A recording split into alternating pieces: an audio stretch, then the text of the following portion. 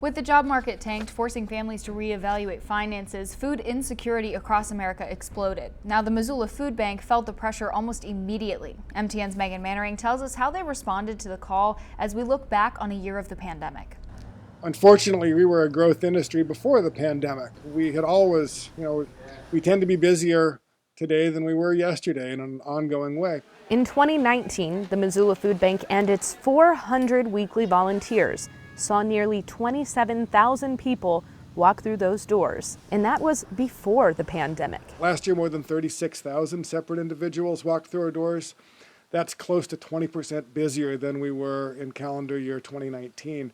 These numbers paint a devastating picture for the Missoula community. So many families are hurting a little more than they were a year ago. But when our citizens turned to the food bank for food security, Executive Director Aaron Brock says they didn't have time to panic.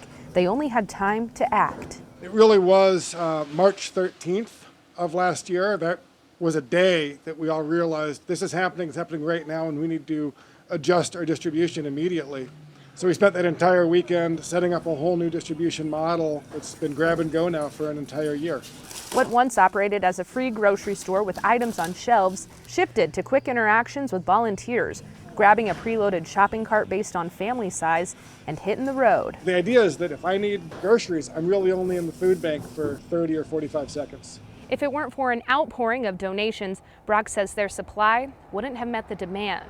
There were so many generous Missoulians and folks in this region who stepped up and said, as you're dealing with how to respond, let's make sure that you don't worry about having enough money to buy the food that you need. In Missoula, Megan Mannering, MTN News.